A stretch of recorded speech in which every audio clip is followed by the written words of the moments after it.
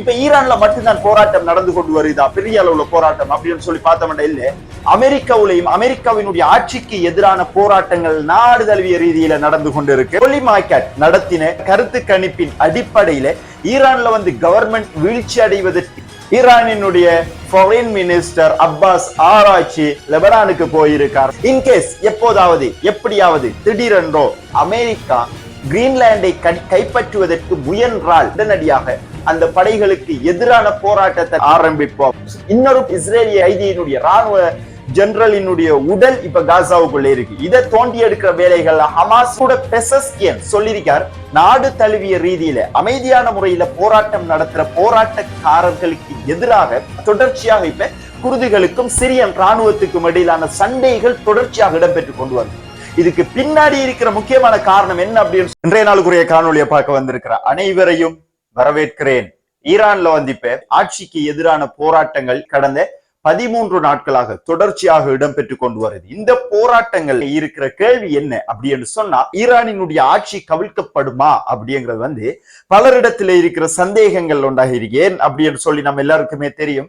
இஸ்ரேலை எதிர்த்து அமெரிக்காவை எதிர்த்து நேரடியாக இப்ப இந்த உலகத்துல ஒரு நாடு குரல் கொடுத்து கொண்டிருக்கு, போராடி கொண்டிருக்கு, நேரடியாக தாக்கி கொண்டிருக்கு அப்படி என்று சொன்னால் அது ஈரான் மட்டும்தான். அதன் காரணத்தாலதான் ஈரானினுடைய கவர்மெண்ட் கவிழ்க்கப்படுமா இல்லையா அப்படிங்கிற கேள்விகள் எழும்பிக் கொண்டிருக்கு அப்படி என்று சொல்லலாம். அந்த அடிப்படையில இன்னைக்கு பொலிமார்க்கெட் நடத்தின கருத்து கணிப்பின் அடிப்படையில ஈரான்ல கவர்மெண்ட் வீழ்ச்சி அடைவதற்கு 31% மாத்திரமே வாய்ப்புகள் இருக்கு அப்படின்னு சொல்லி பொலிமார்க்கெட் சொல்லியிருக்காங்க. இதுக்குரிய காரணம் என்ன அப்படின்னு சொன்னா, இன்னைக்கு கூட பெசஸ்கியன் சொல்லியிருக்கார். நாடு தழுவிய ரீதியில அமைதியான முறையில போராட்டம் நடத்துற போராட்டக்காரர்களுக்கு எதிராக வன்முறைகளை கொண்டு நமது ராணுவ படைகள், காவல் படைகள் அவர்களை அடக்க வேண்டிய எந்த ஒரு அவசியமுமே இல்லை. அதே போன்று மேற்குறிப்பிட்ட மாதிரி பொலிமார்க்கெட்டினுடைய 31% கருத்துக்களும் எதை குறிப்பிடுது அப்படின்னு சொன்னா, ஈரானினுடைய கவர்மெண்ட் போராட்டங்களை பெரிய அளவுல சர்ச்சைக்குரிய விஷயமாக அவங்க பார்க்கல. அவங்க நாட்டுக்குள்ள ஒரு போராட்டம் நடக்குது, அது அமைதியான முறையில நடக்கட்டும், கண்காணிக்கிறதுக்கு காவல் படையை தவிர அவங்களுக்கு எதிரான எந்த ஒரு நடவடிக்கையும் எடுக்க தேவையில்லை அப்படிங்கிற அடிப்படையில தான் இப்ப ஈரானினுடைய கவர்மெண்ட் இருக்காங்க. இது ஒரு புறமாக இருக்க இப்ப அமெரிக்கா, நான் தான் ராஜா, இந்த உலகத்துல நான் சொல்றது மட்டும்தான் நடக்கணும், எங்களை மீறி எதுவுமே நடக்க முடியாது, எங்களை மீறி நீங்க எதுவுமே செய்யவும் முடியாது, நாங்க சொல்றதுதான் சட்டம், நாங்க வைக்கிறது தான் எங்களுடைய சாசனம் அப்படிங்கிற மாதிரி அமெரிக்கா இந்த உலகத்தை ஆட்சி செஞ்சு கொண்டிருக்காங்க அப்படின்னு சொல்லலாம். அடுத்து அமெரிக்காவினுடைய கவனம் கிரீன்லாந்து நோக்கி இருக்கு அப்படின்னு சொல்லி நேற்றைய வீடியோல நம்ம பார்த்திருந்தோம். இப்ப அமெரிக்காவுக்கு இந்த கிரீன்லாந்தை பெறுவதற்கு இருக்கிற சிக்கல் என்ன அப்படின்னு சொன்னா, கிரீன்லாண்டினுடைய ஆட்சிய நிர்வாகத்தை வச்சு கொண்டிருக்கிற நாடு நேட்டோல உறுப்புரிமையாக இருக்கிற டென்மார்க், டேனிஷ் கவர்மெண்ட் தான் இப்ப கிரீன்லாண்டை நிர்வகிச்சு கொண்டு இருக்காங்க. இப்ப டேனிஷும் நேட்டோல இருக்கு, அமெரிக்காவும் நேட்டோல இருக்கு. நேட்டோல டேனிஷ் இருக்கிறது காரணத்தால கிரீன்லாந்து நேட்டோல தான் இருக்கு அப்படின்னு சொல்லி டென்மார்க் அறிவிச்சிருந்தாங்க. அந்த அடிப்படையில இப்ப டென்மார்க்கினுடைய ராணுவ தளபதி ஒரு அறிக்கை ஒன்று வெளியிட்டு இருக்காரு. என்ன அப்படின்னு சொன்னா, இன்கேஸ் எப்போதாவது எப்படியாவது திடீரென்றோ அமெரிக்கா கிரீன்லாண்டை கைப்பற்றுவதற்கு முயன்றால் உடனடியாக அந்த படைகளுக்கு எதிரான போராட்டத்தை ஆரம்பிப்போம். அது மட்டும் இல்லாம நேட்டோல இருக்கிற நாடு இன்னொரு நேட்டோ நாடை தாக்கிச்சு அப்படிங்கிற அடிப்படையில நேட்டோ முழுமையாக கொலாப்ஸ் ஆகும் அப்படிங்கிறதையும் வலிமையாகவும் கண்டிப்பாகவும் டென்மார்க்கினுடைய பிரதமர் கூட இதை சொல்லல. டென்மார்க்கினுடைய ராணுவ தலைமை தளபதி இந்த விஷயத்தை இன்னைக்கு எச்சரிக்கையாக அமெரிக்காவுக்கோ விட்டு இருக்கார் அப்படி என்று சொல்லலாம். எங்களை நீங்க தொற்றாதீங்க, தொட்டா பிரச்சனை கடுமையா இருக்கும். அடுத்து பார்த்தோம் என்ன அப்படின்னு சொன்னா, இப்ப ஈரான்ல மட்டும்தான் போராட்டம் நடந்து கொண்டு வருதா, பெரிய அளவுல போராட்டம் அப்படின்னு சொல்லி பார்த்தோம்னா இல்ல. அமெரிக்காவிலையும் அமெரிக்காவினுடைய ஆட்சிக்கு எதிரான போராட்டங்கள் நாடு தழுவிய ரீதியில நடந்து கொண்டு இருக்கு. இதுக்குரிய முக்கியமான காரணம் என்ன அப்படின்னு சொன்னா, நேற்று மினியோபோலிஸ் அப்படிங்கிற அமெரிக்காவினுடைய மாகாணத்துல ICE கண்காணிப்பாளர்கள் ஒரு 47 வயதுடைய ஒரு பெண்ணை சுட்டு கொண்டு இருக்காங்க. இதுக்கு அவங்க கூறின காரணம் என்ன அப்படின்னு சொன்னா, இவங்க எங்கள் மேல, அதாவது அந்த சுட்டுக் கொல்லப்பட்ட பெண் எங்கள் மேல வாகனத்தை கொண்டு ஏற்றுறதுக்கு, எங்களை கொலை முயற்சி செய்யறதுக்கு வந்தாங்க. அதன் காரணத்தாலதான் அவங்களை நாங்க சுட்டு கொன்றோம் அப்படின்னு சொல்லி ICE அப்படிங்கிற immigration and customs enforcement team அப்படின்னு சொல்லுவாங்க. இவங்களுடைய முக்கியமான வேலை என்ன அப்படின்னு சொன்னா, இந்த படைக்குழுக்களினுடைய முக்கியமான வேலை சட்டவிரோதமாக அமெரிக்காவுக்குள்ள குடியேறவர்களை கண்டுபிடிக்கிற, அவர்களை கண்காணிக்கிற, அவங்களை நாட்டை விட்டு வெளியேற்ற முக்கியமான வேலைகளை இவங்க செஞ்சு கொண்டு இருக்காங்க. இவங்களுக்கு எதிராக இருக்கிற இன்னொரு பெரிய அளவிலான ஒரு குற்றச்சாட்டு என்ன அப்படின்னு சொன்னா, இப்ப அமெரிக்காவில் வந்து இமிகிரேன்ஸ் அப்படிங்கிற வெளிநாட்டுல இருந்து அமெரிக்காவில் குடியேறினவங்க அதிகமாக இருக்காங்க. அவங்களுக்கும் எதிரான பல முயற்சிகளை, அதாவது சட்டபூர்வமாக நாட்டுக்குள்ள குடியேறி இருக்கிறவங்களுக்கும் எதிரான பல முயற்சிகளை இமிகிரேஷன் அண்ட் கஸ்டம்ஸ் என்போர்ஸ்மெண்ட் அப்படிங்கிற படையினரை வச்சு அமெரிக்க கவர்மெண்ட் தொடர்ச்சியாக செஞ்சு கொண்டு வராங்க அப்படிங்கிற குற்றச்சாட்டு இருந்துச்சு. ஓகே, இது ஒரு புறமாக இருக்கவங்க, மினியோபோலிஸ்ல நேற்று வந்து 47 வயதுடைய ஒரு பெண் இவங்களால சுட்டுக் கொல்லப்பட்டிருந்தார் அப்படின்னு சொல்லியிருந்தேன். இதுக்கு ஆதரவாக, அதாவது ஐசிஇ அப்படிங்கிற இந்த டீமுக்கு ஆதரவாக அமெரிக்காவினுடைய துணை ஜனாதிபதியான ஜேடி வான்ஸ் சொல்லியிருக்காரு. என்ன அப்படின்னு சொன்னா, அந்த பெண்ணில் அன்பிழை இருக்கு, அந்த பெண் தான் காவல்துறையினரை நோக்கி வாகனத்தை எடுத்துக்கொண்டு மோதிரத்துக்கு வந்தாங்க. சோ அவங்க கொலை முயற்சி செய்ய முற்பட்டிருந்தாங்க, அதுக்கு அவங்க சுட்டி இருக்காங்க அப்படிங்கிற மாதிரி காவல்துறையினருக்கு சைட் எடுக்கிற மாதிரி அமெரிக்காவினுடைய கவர்மெண்ட் தொடர்ச்சியாக சொல்லிக் கொண்டிருந்தாங்க. பட் இங்க இருக்கிற பிரச்சனை என்ன அப்படின்னு சொன்னா, அதே இடத்துல ஒருத்தர் வந்து அந்த சம்பவத்தை வீடியோ எடுத்திருக்காரு. அந்த வீடியோ இன்னைக்கு முழுமையாக பரவி இருக்கு. அந்த வீடியோல வந்து அந்த காவல்துறையினர்கிட்ட இருந்து தப்பிக்கிறதுக்காகத்தான் அந்த பெண் வாகனத்தை ரிவர்ஸ் எடுத்துக்கு பின்னாடி போகும் பொழுதுதான் அவர் சுட்டி இருக்கார் அப்படிங்கிற வீடியோ எல்லாருக்குமே பரவி இருக்கு, அமெரிக்கா குடிமக்களுக்கு. இது பரவின உடனே அமெரிக்காவுல லாஸ் ஏஞ்சல்ஸ்ல, நியூயார்க் சிட்டியில, மியாமியில, சியாட்ல, இது எல்லாமே அமெரிக்காவினுடைய மிக முக்கியமான நகரங்கள். நாடு தழுவிய ரீதியில அமெரிக்காவினுடைய கவர்மெண்ட்டுக்கு எதிரான பாரிய அளவுல போராட்டங்கள் இடம்பெற்று கொண்டு வந்திருந்துச்சு. இப்பொழுதும் அந்த போராட்டங்கள் இடம்பெற்று கொண்டு வருது. இவைகள் ஒரு புறமாக நடந்து கொண்டிருக்க அமெரிக்காவுக்குள்ள அடுத்தது அமெரிக்காவினுடைய இன்னொரு சித்து விளையாட்டு தான் SDF அப்படிங்கிற சிரியன் டெமோக்ராட்டிக் போர்சஸ் வச்சு முழு மத்திய கிழக்கை இப்ப குழப்பிக் கொண்டு இருக்காங்க. எப்படி இஸ்ரேலை வச்சு குழப்பிக் கொண்டு இருக்காங்களோ, இஸ்ரேல மாதிரி இன்னொரு டீம் தான் SDF அப்படின்னு சொல்லலாம், குருதுகள். அந்த குருதுகள் வந்து சிரியாவினுடைய முக்கியமான நகரமான அலப்போவில் இருக்கிற அஷ்ரஃபி மற்றும் ஷேக் மக்சூத் ஆகிய பிரதேசங்கள்ல பிரச்சனைகளை செஞ்சு கொண்டு வராங்க. அந்த அஷ்ரஃபி மற்றும் ஷேக் மக்சூத் ஆகிய நகரங்களை இந்த சிரியாவினுடைய மெப்ல சிவப்பு கலர் மார்க் பண்ணி நான் காட்டியிருக்கேன். நீங்க இதுல பார்க்கலாம். இந்த இடத்துல தான் இப்ப பிரச்சனைகள் பயங்கரமா போய்கொண்டிருக்கு. இந்த பிரச்சனையில கடந்த 3 நாட்கள்ல மட்டும் 300க்கும் மேற்பட்ட வீடுகள் சேதம் அடைஞ்சிருக்கு. 12 பேர் உயிரிழந்திருக்காங்க, ஆயிரக்கணக்கானவங்க இடம்பெயர்ந்திருக்காங்க. இந்த நகரமே எங்களுக்கு தேவையில்லை, தொடர்ச்சியான பிரச்சனையாகவே இருக்கு சிரியாவுக்குள்ள அப்படிங்கிற மாதிரி ஆயிரக்கணக்கானவங்க அந்த நகரத்தை விட்டு வெளியேறி இருக்காங்க. அலப்போ நகரத்துக்குள்ள இந்த பிரச்சனைகள் இடம்பெற்று கொண்டு வரக்கொள்ள சிரியாவினுடைய ராணுவம், இப்ப இருக்கிற அகமது அல் ஷஹ்ராவினுடைய கவர்மெண்ட் என்ன பண்றாங்க அப்படின்னு சொன்னா, கனரக வாகனங்கள், ட்ரோன்கள், நவீனத்துவம் வாய்ந்த ஆயுதங்கள், டேங்குகள் எல்லாத்தையுமே எடுத்துக்க அந்த நகரத்துக்குள்ள போய் குர்துகளுக்கு எதிரான போராட்டத்தை இப்ப ஆரம்பிச்சிருக்காங்க. தொடர்ச்சியாக இப்ப குர்துகளுக்கும் சிரியன் ராணுவத்துக்கும் இடையிலான சண்டைகள் தொடர்ச்சியாக இடம்பெற்று கொண்டு வருது. இதுக்கு பின்னாடி இருக்கிற முக்கியமான காரணம் என்ன அப்படின்னு சொல்லி போன கிழமை நம்ம வெளியிட்ட வீடியோக்களை நாம தெளிவான விளக்கங்களை நாம சொல்லியிருந்தோம். துருக்கியினுடைய வெளிவிவகாரத்துறை அமைச்சர் ஹக்கன் ஃபிடான் என்ன சொல்லியிருந்தார் பார்த்திருந்தோம்.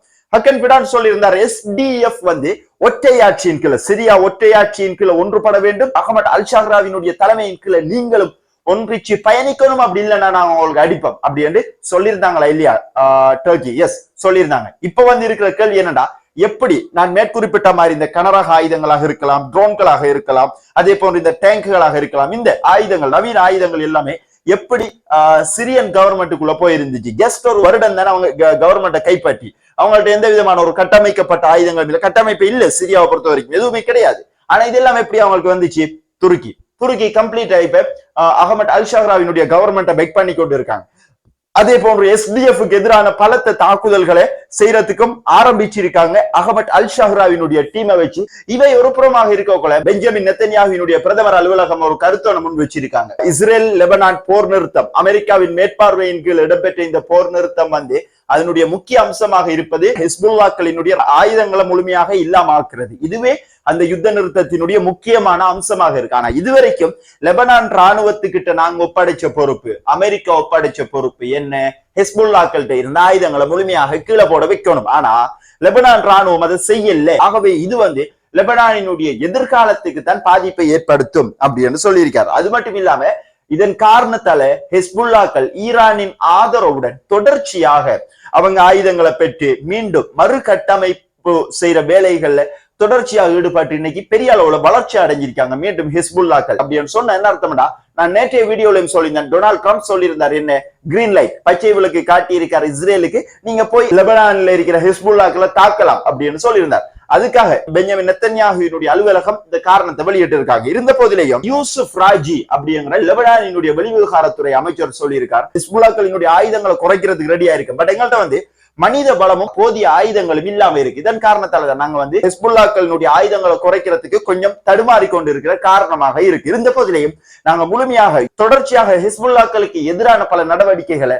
லிட்டானி நதிக்கரையின் ஒவ்வொரு புறமும் இருந்து நாங்க மேற்கொண்டு இருக்கோம். ஹிஸ்புல்லாக்களினுடைய ஆயுதங்களை குறைப்போம், இது அமெரிக்காவினுடைய இஸ்ரேலினுடைய விருப்பத்திற்கு அமைவாகவே இது நடக்கும் அப்படிங்கிற மாதிரி ஃபுல்லா லெபனானினுடைய வெளிவிவகாரத்துறை அமைச்சர் இஸ்ரேலுக்கும் அமெரிக்காவுக்கும் சைட் எடுத்து இந்த விஷயத்தை சொல்லியிருக்கார். ஹிஸ்புல்லாக்களினுடைய எம்பி ஹசன் ஃபைத்துல்லா என்ன சொல்லிருக்காரு அப்படின்னு சொன்னா, நீங்க நினைக்கிற மாதிரி அவ்வளவு ஈஸியா ஹிஸ்புல்லாக்களை லெபனானினுடைய தெற்கு பிரதேசங்கள்ல இருந்து லிட்டானி நதிக்கரையில இருந்து அவ்வளவு ஈஸியா நீங்க வெளியேற்றவே முடியாது, நீங்க தலைகளா நின்னாலும் பிரச்சனை இல்லை, அது ஒரு பொழுதும் நடக்காது அப்படிங்கிற மாதிரி ஃபைத்துல்லா சொல்லியிருக்காரு. இந்த இக்கட்டான சூழ்நிலைகள்ல ஈரானினுடைய ஃபாரின் மினிஸ்டர் அப்பாஸ் ஆராய்ச்சி லெபனானுக்கு போயிருக்கார். லெபனான்ல முக்கியமான சந்திப்புகளை கலந்துரையாடல்களை அரசாங்க ரீதியாக அரசியல் ரீதியாக மேற்கொள்றதுக்கு இருக்கார். அங்க போய் அவர் என்னென்ன வேலைகள் செய்யறார் அப்படிங்கிற சம்பந்தப்பட்ட மேலதிக தகவல்கள் இன்னும் வரல, அது வெறும் நாளைய வீடியோல நாம எட் பண்ணுவோம் அப்படி என்று சொல்லிக்கொண்டு அடுத்தது பார்த்தோம் என்ன அப்படின்னு சொன்னா,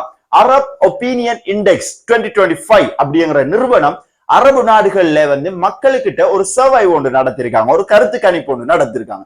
அந்த கருத்து கணிப்புல இஸ்ரேலோட நார்மலைசேஷன், அதாவது இயல்பாக்கத்தை விரும்புற மக்களினுடைய எண்ணிக்கை எவ்வளவு, விரும்பாத மக்களினுடைய சதவீதம் எவ்வளவு அப்படிங்கிற கருத்து கணிப்பை வெளியிட்டு இருக்காங்க. 2025 அரபு நாடுகள் முழுவதும் அவங்க செஞ்ச கருத்து கணிப்பின் அடிப்படையில், அந்த அடிப்படையில அரபு நாடுகள்ல இருக்கிற மக்களினுடைய, அதாவது ஒட்டுமொத்தமான மக்கள் 87% இஸ்ரேலோட இயல்பாக்கத்தை விரும்பாதவங்களாக இருக்காங்க. இஸ்ரேலோட எந்த ஒரு சந்தர்ப்பத்திலே இயல்பாக்கம் நாம செய்யவே தேவையில்லை அப்படின்னு சொல்லியிருக்காங்க. ஆக அரபு நாடுகளினுடைய மக்களினுடைய மனநிலை இஸ்ரேலோட நார்மலைசேஷன் தேவையில்லை அப்படிங்கிறதுல உறுதியா இருக்காங்க அப்படிங்கிறதும் இதுல இருந்து நமக்கு தெளிவாகுது அப்படின்னு சொல்லலாம். ஓகே, இது ஒரு புறமாக இருக்கவங்க அடுத்து கடந்த 2 ஆண்டுகளாக நீர் இல்லாம உணவில்லாம மக்கள், காசாவினுடைய மக்களினுடைய நிலைமை எப்படி இருக்கு அப்படிங்கறத நாம கட்டாயம் பார்க்கணும். இப்படி ஒரு இன அழிப்பு, இப்படி ஒரு மனிதாபிமானத்திற்கு அப்பாற்பட்ட செயல்கள் இந்த உலகத்துல நடந்திருக்குமா அப்படிங்கிற கேள்விக்குறியாக இருக்கு. நம்ம வாழ்ந்து கொண்டிருக்கிற நாட்கள்ல நடைபெற்ற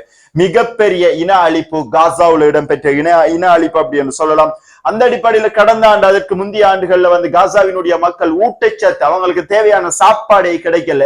இதன் காரணத்தால இப்ப காசாவினுடைய மக்களுக்கு ஊட்டச்சத்து குறைந்த அளவுல இப்ப அவங்க இருக்காங்க. அது மட்டும் இல்லாம இந்த குளிர்காலத்துல நோய்கள் தொற்றக்கூடிய வாய்ப்புகள் இந்த ஊட்டச்சத்து குறைபாட்டினால அதிகமாக காணப்படுது. அந்த மக்களுக்கு அதிகப்படியான சதவீதத்துல நோய்கள் தொற்றக்கூடிய வாய்ப்புகள் இருக்கு. இவங்களுக்கு தேவையான தடுப்பூசிகள் வெளிநாடுகள்ல இருந்துதான் இறக்குமதி செய்யணும். இதை கூட இன்னும் இஸ்ரேல் இறக்குமதி செய்வதற்கு அனுமதி தரல, யுத்த நிறுத்தம் இருந்த காலங்களை.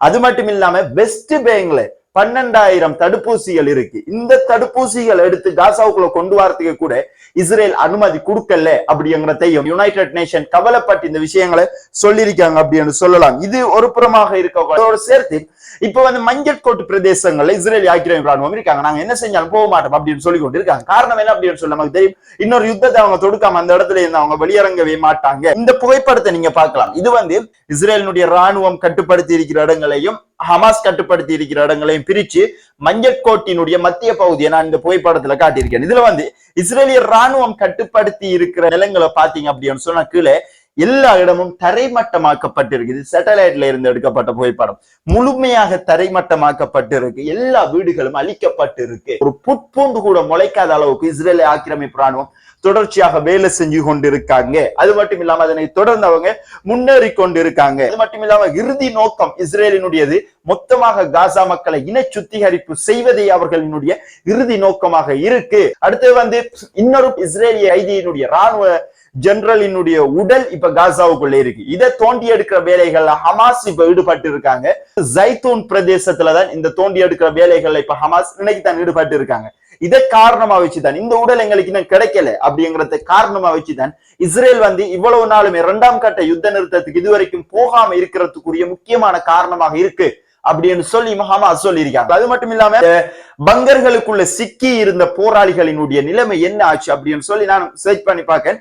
உறுதிப்படுத்தப்பட்ட தகவல் இன்னும் கிடைக்கல. உங்களுக்கு அது சம்பந்தமான தகவல்கள் தெரிஞ்சிருக்கும் அப்படின்னு சொன்னா கமெண்ட் செக்ஷன்ல பதிவிடுங்க. நாளைய வீடியோல நம்ம அது சம்பந்தமா கட்டாயம் பேசணும் அப்படிங்கிறதையும் சொல்லிக்கொண்டு இதுவரைக்கும் உங்களுடைய முக்கியமான நேரங்களை ஒதுக்கி நம்மளுடைய வீடியோ பார்த்ததுக்கு மிக்க நன்றிகள். Thank you very much.